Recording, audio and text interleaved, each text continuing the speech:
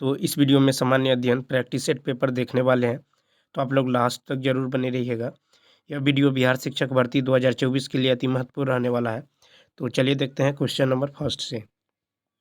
Question number first है कि कौन सा चैनल ग्रेट निकोबार एवं सुमात्रा यानी इंडोनेशिया के बीच में है। तो देखिए इसका जो राइट आंसर होगा ये होगा बी ऑप्शन यानी 6 डिग्री चैनल। तो देखिए ग्रेट निकोबार एवं सुमात्रा के बीच 6 डिग्री चैनल है।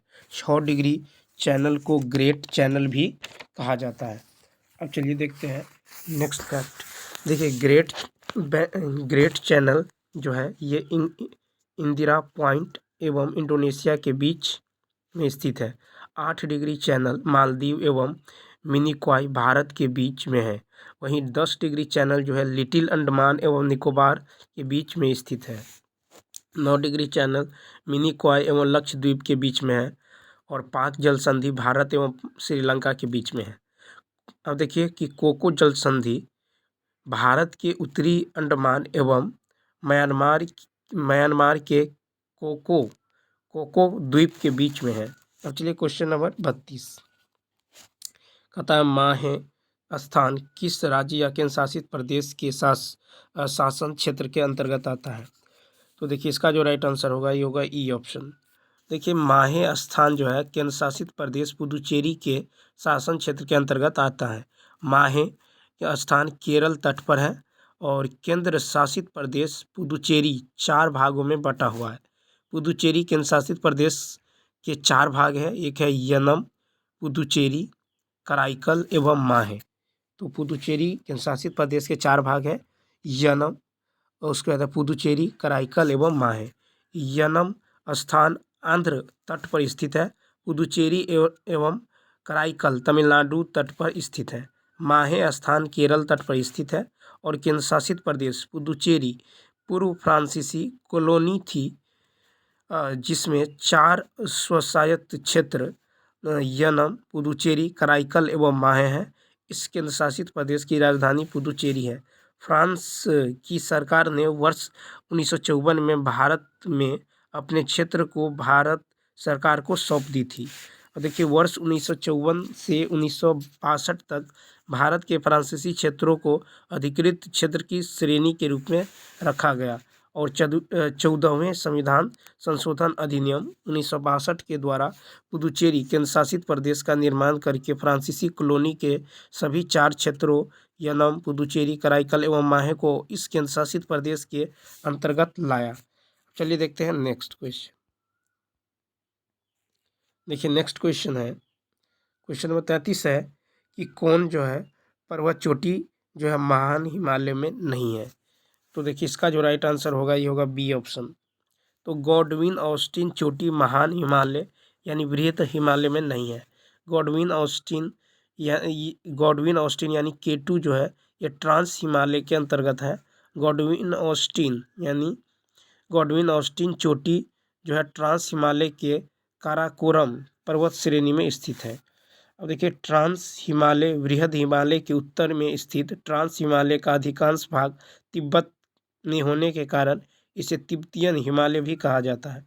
ट्रांस हिमालय का निर्माण हिमालय से पहले हो चुका था।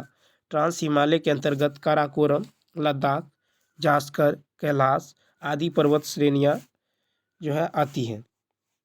वहीं देखिए ट्रांस हिमालय की पर्वत जो है श्रेणी काराकोरम की चोटी गॉडविन ऑस्टिन की ऊंचाई जो है यह 8611 मीटर है। यह चोटी पाक अधिकृत कश्मीर में है। यह चोटी ट्रांस हिमालय की सबसे ऊंची चोटी है। और माउंट एवरेस्ट, कंचनजंगा, मकालू, धौलागिरी, नंगा पर्वत, अन्नपूर्णा, नंदा देवी, नामचा बरवा तथा केदारनाथ चोटियां जो है बृहद हिमालय की है। तो क्वेश्चन नंबर देखिए नेक्स्ट है कावेरी नदी का उद्गम स्थल किस राज्य में स्थित है। तो ए ऑप्शन कर्नाटक। तो देखिए कावेरी नदी का उद्गम स्थल जो है कर्नाटक राज्य में है। कावेरी नदी का उद्गम स्थल कर्नाटक राज्य के कुर्गू यानी कुर्ग जिला के ब्रह्मगिरी पहाड़ी से है। कावेरी नदी की द्रोणी तमिलनाडु, पुदुचेरी, केरल एवं कर्नाटक में है। कावेरी नदी का सबसे अधिक विस्तार तमिलनाडु में है। कावेरी नदी का मुख्य बहाव मार्ग कर्नाटक एवं तमिलनाडु राज्य में है। कावेरी नदी एक सदा नीरा नदी है। हेमावती, लोकापाउनी और हेरांगी, सिमसा और आकार्यवती कावेरी नदी के बाएं तट की सहायक नदियां हैं। वहीं लक्ष्मण तीर्थ, काबिनी, स्वर्णावती, भवानी तथा अमरावती ये कावेरी नदी के दाएं तट की सहायक नदियां हैं। कावेरी नदी की लंबाई लगभग 800 किलोमीटर है। शिव समुद्रम जलप्रपात जो है कर्नाटक राज्य में कावेरी नदी पर स्थित है। अब चलिए देखते हैं क्वेश्चन नंबर नेक्स्ट। ठीक है, क्वेश्चन नंबर 35 है कि तिलैया परियोजना किस नदी पर है। तिलैया परियोजना किस नदी पर है, तो इसका ए ऑप्शन यानी बराकर। तिलैया परियोजना बराकर नदी पर है। तिलैया परियोजना झारखंड राज्य में स्थित है। तिलैया परियोजना झारखंड राज्य के कोडरमा जिला में स्थित है। तिलैया परियोजना 21 फरवरी 1953 में से कार्यशील है। तिलैया परियोजना जो है दामोदर घाटी कॉरपोरेशन की परियोजना है। नेक्स्ट क्वेश्चन है कि बेलाडीला खान कहाँ स्थित है, तो 36 का होगा ए ऑप्शन। क्या होगा, ए ऑप्शन यानी तो बेलाडीला खान जो है ये छत्तीसगढ़ राज्य में स्थित है। ठीक है, बेलाडीला खान छत्तीसगढ़ राज्य के दांतेवाड़ा जिला में स्थित है। बेलाडीला खान जो है बेलाडीला खान लौह अयस्क खनन के लिए प्रसिद्ध खान है। उसके बाद देखिए बेलाडीला खान जो है ये हेमेटाइट और लौह अयस्क के लिए प्रसिद्ध है। देखिए बेलाडीला खान से निकाले गए लौह अयस्क को विशाखापत्तनम बंदरगाह से बाहर भेजा जाता है, मुख्य रूप से जापान एवं दक्षिण कोरिया को। क्वेश्चन नंबर 37 है कि ओडिशा राज्य की सीमा निम्न में से किस राज्य से नहीं मिलती है, इसका बी ऑप्शन। देखिए ओडिशा राज्य की सीमा तेलंगाना राज्य से नहीं मिलती है। ओडिशा राज्य की सीमा 4 राज्यों पश्चिम बंगाल, झारखंड, छत्तीसगढ़ एवं आंध्र प्रदेश से मिलती है। ओडिशा का उत्तर पूर्वी सीमा ये जो है पश्चिम बंगाल से, उत्तरी सीमा झारखंड से और पश्चिमी सीमा जो है ये छत्तीसगढ़ से तथा दक्षिणी सीमा आंध्र प्रदेश से मिलती है। ओडिशा का पूर्वी सीमा बंगाल की खाड़ी के साथ एक तट रेखा है। Question number 38। देखिए नेक्स्ट क्वेश्चन है कि निम्न में से कौन नाभिकीय ऊर्जा केंद्र कर्नाटक में स्थित है, तो 38 का होगा सी ऑप्शन केगा नाभिकीय ऊर्जा केंद्र कर्नाटक राज्य में स्थित है। तारापुर नाभिकीय ऊर्जा जो है ये केंद्र ये महाराष्ट्र में है और कुडनकुलम नाभिकीय ऊर्जा केंद्र तमिलनाडु में है। रावत भाटा नाभिकीय ऊर्जा केंद्र राजस्थान में है। नरौरा केंद्र उत्तर प्रदेश में है। काकरापार गुजरात में है तथा कलपक्कम तमिलनाडु में स्थित नाभिकीय ऊर्जा केंद्र है। क्वेश्चन नंबर नेक्स्ट है इंदौर शहर किस राष्ट्रीय राजमार्ग के निकट है, तो 39 का होगा डी ऑप्शन। उपर्युक्त में से एक से अधिक। इंदौर शहर NH47 तथा NH52 के जंक्शन के निकट स्थित है। NH46 मध्य प्रदेश में ग्वालियर से बेलूर तक है। इसकी लंबाई 634 किलोमीटर है। NH47 गुजरात के सुरेंद्रनगर जिला के बामनबोर से महाराष्ट्र के नागपुर तक 1006 किलोमीटर लंबी सड़क है। NH52 पंजाब के संगरूर से कर्नाटक के अंकोला तक 2317 किलोमीटर लंबी मार्ग है।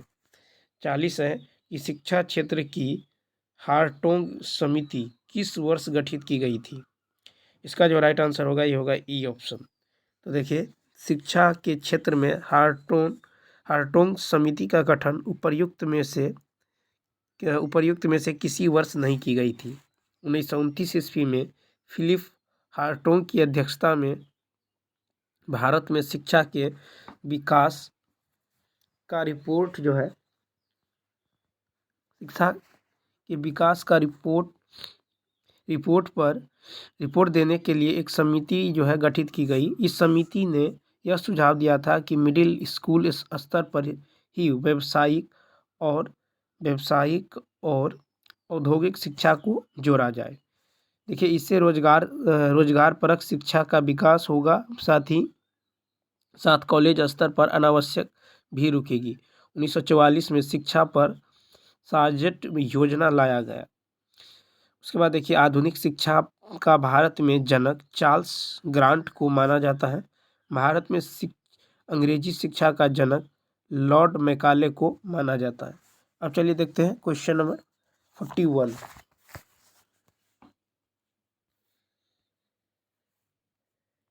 देखिए, क्वेश्चन नंबर 41 है कि द्वितीय आंग्ल अफगान युद्ध का काल निम्न में से कौन है? तो 41 का होगा ए ऑप्शन। देखिए, द्वितीय आंग्ल अफगान युद्ध का काल है 1878 से 1880। 1876 ईस्वी में लॉर्ड लिटन भारत का वाइस बना। ठीक है, अब चलिए देखते हैं क्वेश्चन नंबर जो है नेक्स्ट। कहता है चेचू जनजाति विद्रोह दक्षिण भारत के किस क्षेत्र का जनजाति विद्रोह था? तो 42 का सी, ये था आंध्र प्रदेश का। ठीक है, तो ये देखिए, चेचू जनजाति विद्रोह 1921 से 1922 में आंध्र प्रदेश के नलमल पहाड़ी क्षेत्र में हुआ जनजाति विद्रोह था।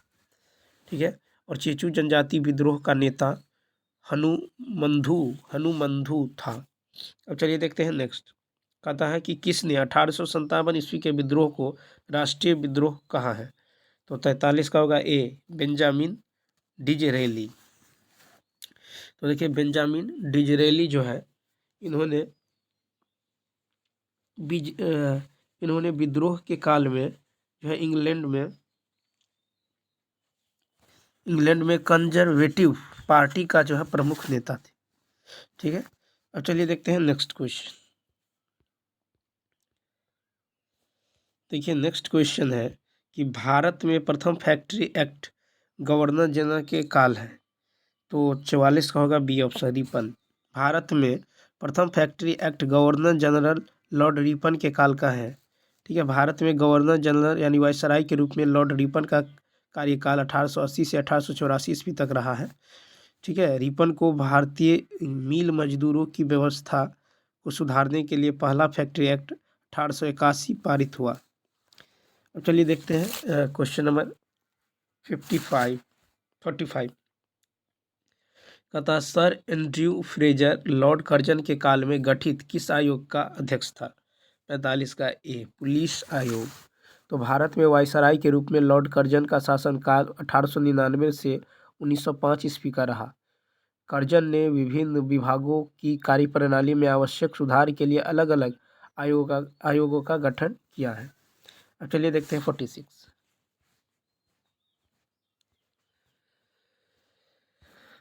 देखिए, 46 है कि शिक्षा क्षेत्र की सार्जेंट योजना किस वर्ष की है? C option, 1944। शिक्षा क्षेत्र की सार्जेंट योजना 1944 की है। 1944 में केंद्रीय शिक्षण गणना मॉडल ने एक राष्ट्रीय शिक्षा योजना तैयार की जिसे सार्जेंट योजना कहा जाता है। ठीक है, विश्वविद्यालय आयोग 1948 ईस्वी में राधा कृष्णन की अध्यक्षता में बनाया था। इसे राधा कृष्णन आयोग भी कहा जाता है। ठीक है, इसे राधा कृष्णन आयोग भी कहा जाता है। चलिए देखते हैं नेक्स्ट। देखिए, क्वेश्चन नंबर 48 है कि राष्ट्रपति का निर्वाचन एक निर्वाचक मंडल के सदस्य करेंगे, इस बात का उल्लेख संविधान के किस अनुच्छेद में है? तो देखिए, यानी 48 का जो राइट आंसर होगा ये होगा ए ऑप्शन, अनुच्छेद 54। राष्ट्रपति का निर्वाचन एक निर्वाचन मंडल के सदस्य करेंगे, इस बात का उल्लेख जो है संविधान के अनुच्छेद 54 में है। ठीक है, अनुच्छेद 55 में राष्ट्रपति के निर्वाचन की रीति का उल्लेख है, नीति का। अनुच्छेद 56 में राष्ट्रपति की पदावधि का उल्लेख है और अनुच्छेद 57 में राष्ट्रपति पद पर पुनर्निर्वाचन के लिए पात्रता का उल्लेख है। अनुच्छेद 58 में राष्ट्रपति निर्वाचित होने के लिए अर्हता का उल्लेख है।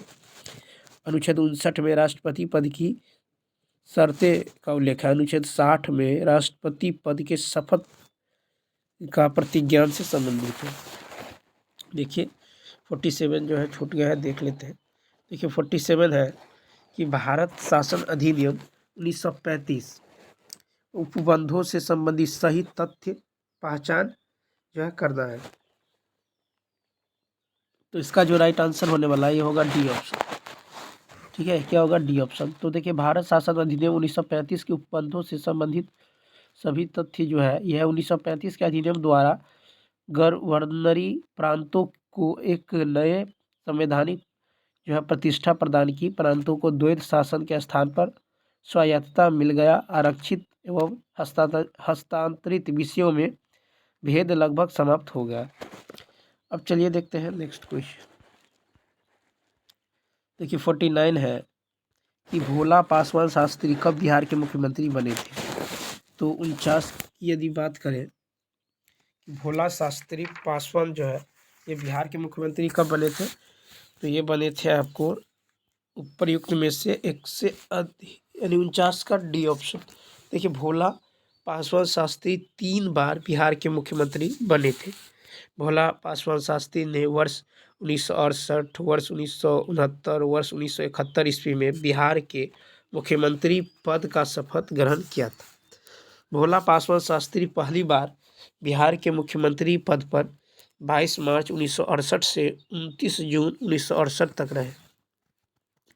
बिहार के मुख्यमंत्री के रूप में भोला पासवान शास्त्री का द्वितीय काल 22 जून 1969 से 4 जुलाई 1969 तक रहा है। और बिहार के मुख्यमंत्री के रूप में भोला पासवान शास्त्री का तृतीय काल जो है 22 जून 1969 से 4 जुलाई जो है 4 जुलाई तक जो है रहा था। और बिहार के मुख्यमंत्री के रूप में भोला पासवान शास्त्री का तीसरा काल 2 जून 1971 से 9 जनवरी 1972 तक रहा है। क्वेश्चन नंबर नेक्स्ट है, बिहार सरकार द्वारा पहला कृषि रोड मैप किस वर्ष जारी किया गया था। C option 2008। बिहार सरकार द्वारा पहला कृषि रोड मैप 2008 ईस्वी में जारी किया गया था। बिहार सरकार द्वारा अब तक 4 कृषि रोड मैप जारी किए जा चुके हैं। बिहार के प्रथम कृषि रोड मैप की अवधि 2008 से 2012 की थी। और द्वितीय कृषि रोड मैप 2012 से 2017। तृतीय कृषि रोड मैप 2017 से 2022। बिहार का चतुर्थ कृषि रोड मैप 2023 से 2028 तक के लिए है। अब चलिए देखते हैं क्वेश्चन नंबर नेक्स्ट।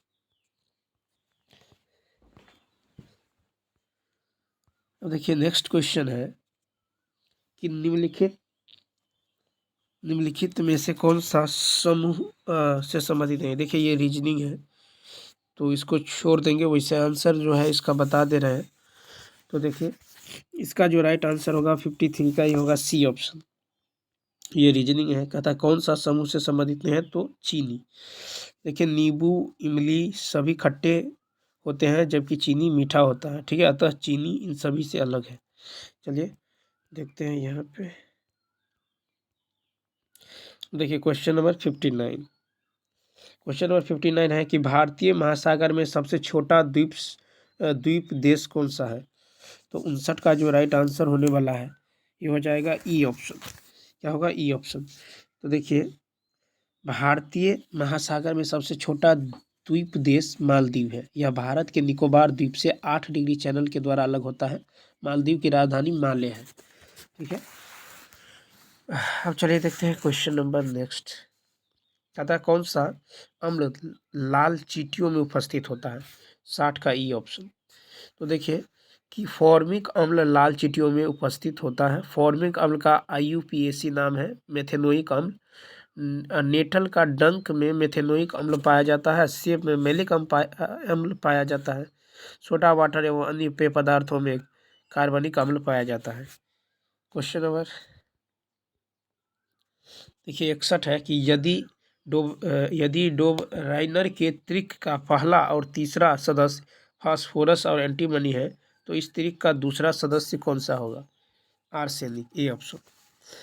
अब चलिए देखते हैं। आर्सेनिक एक उपधातु है। आर्सेनिक कंप्यूटर चिप्स के उत्पादन में गैलियम आर्सेनाइड पदार्थ का प्रयोग किया जाता है। एंटीमनी भी एक उपधातु है। एंटीमनी एक यौगिक एंटीमनी सल्फाइड का प्रयोग ज्वलनशील पदार्थ के रूप में किया जाता है। 62 है कि पानी से भरे एक गिलास में रखा गया नींबू गिलास की बगल में देखने पर इसके वास्तविक आकार से बड़ा प्रतीत होता है, इसका कारण क्या है?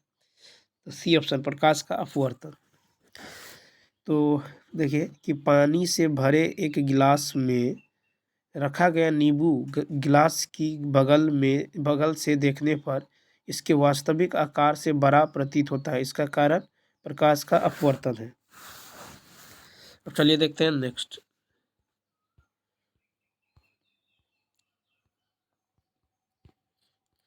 देखिए नेक्स्ट है कि निम्नलिखित में से कौन सा यौगिकों में एक डबल बॉन्ड है?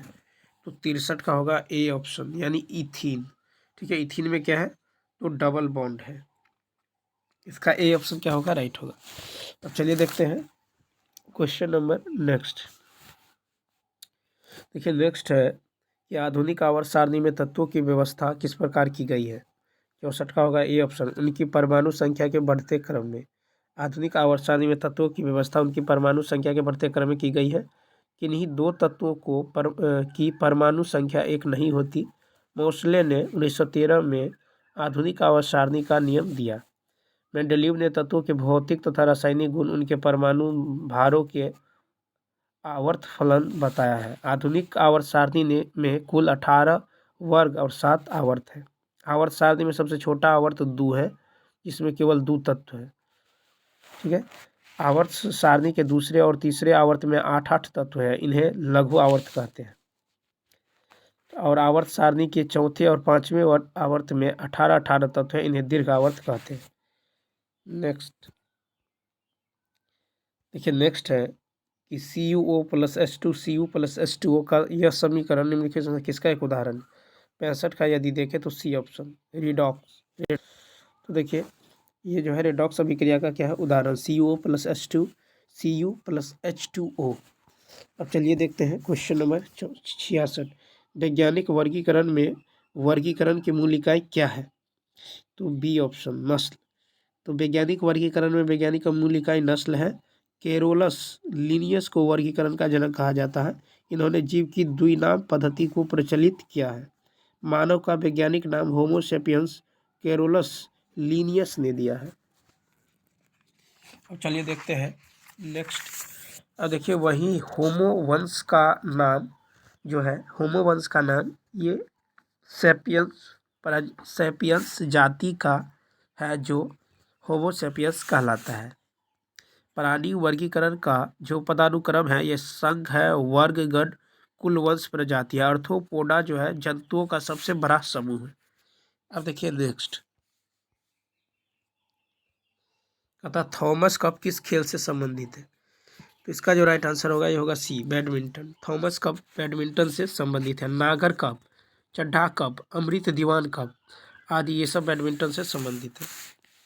और भारत ने 2022 में इंडोनेशिया को हराकर पहली बार थॉमस कप जो है जीता है। बैडमिंटन की सर्वोच्च संस्था इंटरनेशनल बैडमिंटन फेडरेशन की स्थापना 1934 में की गई। बैडमिंटन के कोर्ट की लंबाई 44 फीट, चौड़ाई 20 फीट तथा नेट की ऊंचाई 5 फीट होती है। जून 2023 में research and analysis wing raw के प्रमुख किसे नियुक्त किया गया है? 68 का बी, रवि सिन्हा। तो जून 2023 में research and analysis wing raw के प्रमुख जो है ये रवि सिन्हा को नियुक्त किया गया है। रॉ प्रमुख रवि सिन्हा बिहार के भोजपुर जिले से है। Tapan Kumar Deka IB intelligence bureau का वर्तमान प्रमुख है। DRDO के वर्तमान अध्यक्ष डॉक्टर समीर V कामत है। देखिए 69 है कि 24 अगस्त 2023 को शतरंज विश्व कप के फाइनल में भारत से रमेश बाबू प्रज्ञानंद को किस देश के खिलाड़ी द्वारा पराजित किया गया? 69 का ए, नॉर्वे। ठीक है, तो इसका क्या होगा? तो 24 अगस्त 2023 को शतरंज विश्व कप के फाइनल मैच में भारत के रमेश बाबू प्रज्ञानंद को जो नॉर्वे के मैग्नस कार्लसन द्वारा पराजित जो है कर दिया गया था। शतरंज खिलाड़ी डी गुकेश ने हाल ही में फीडे रैंकिंग में विश्वनाथ आनंद को पीछे छोड़कर 9वें स्थान पर पहुंच गए हैं। भारत के पहले ग्रैंड मास्टर विश्वनाथ आनंद थे। और आदित्य सामंत भारत के 83वें शतरंज ग्रैंड मास्टर बनी है। और विपुला प्रणीत जो है भारत के 82वें ग्रैंड मास्टर है, जबकि 81वां ग्रैंड मास्टर सायंतन दास थे। अब चलिए देखते हैं नेक्स्ट क्वेश्चन। तथा किस भारतीय ने 2023 में रेमन मैग्सेस पुरस्कार जीता है? 70 का ए रवि कन्नन। तो देखिए असम के आर रवि कन्नन को वर्ष 2023 के लिए रेमन मैग्सेस पुरस्कार के 4 विजेताओं में एक नामित किया गया है। ठीक है, तो इसका जो है ए ऑप्शन क्या होगा? राइट होगा। तो चलिए दोस्तों, इस वीडियो में इतना ही। यदि यह वीडियो अच्छा लगा हो तो लाइक, शेयर और सब्सक्राइब करना ना भूलें। चलिए मिलते हैं नेक्स्ट वीडियो में। Thanks for watching.